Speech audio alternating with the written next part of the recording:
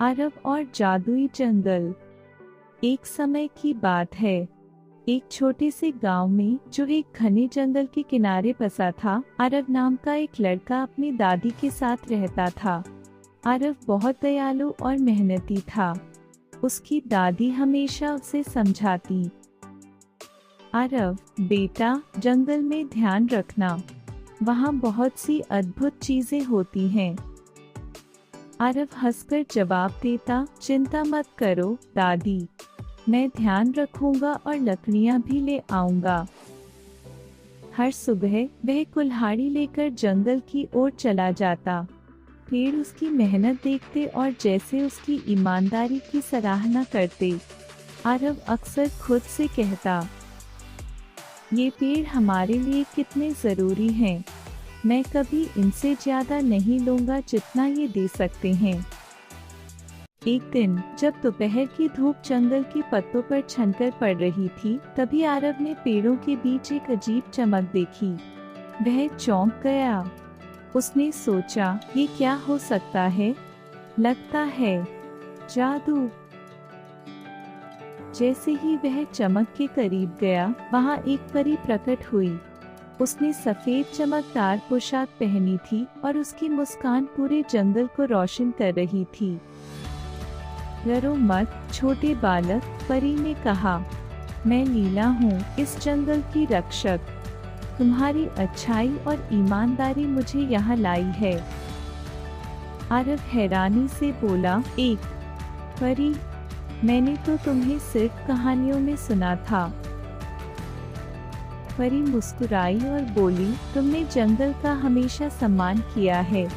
तुम्हारे इसी नेक दिल को देखते हुए मैं तुम्हें एक वरदान देना चाहती हूँ। अब इस जंगल में जो पेड़ काटोगे, वे तुरंत वापस उग आएंगे। और ये लो, ये जादुई छड़ी।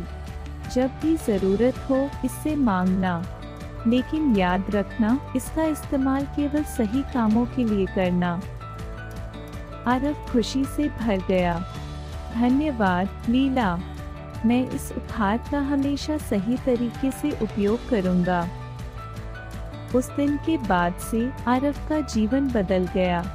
अब उसे जंगल में लकड़ी काटने की चिंता नहीं रहती थी।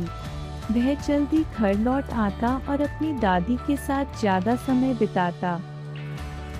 दादी ने एक दिन पूछा, तुम बहुत खुश लग रहे हो अरब। लगता है जंगल तुमसे बहुत प्यार करता है। अरब ने मुस्कुराते हुए जवाब दिया, ये सिर्फ जंगल का प्यार नहीं है दादी, ये तो दयालुता और आभार का जादू है। परी ने दूर आसमान से देखा और कहा, अलविदा अरब, तुम्हारा दिल हमेशा ऐसा ही अच्छा रहे। अरब ने मुस्कुराकर जवाब दिया, अलविदा लीला, मैं इस उपहार को हमेशा संजोकर रखूंगा। फिर एक दिन अरब ने जादुई छड़ी से अपनी दादी को नए कपड़े और बहुत सा खाना दिया। दादी खुश हो गईं। सूरज ढलने लगा। दादी ने कहा, चलो अरब, ये दिन का सबसे सुंदर समय होता है। सुनहरी शाम के नीचे दोनों ने साधारण पलों में खुशियां ढूंढी और इस तरह उनका जीवन हमेशा के लिए बदल गया।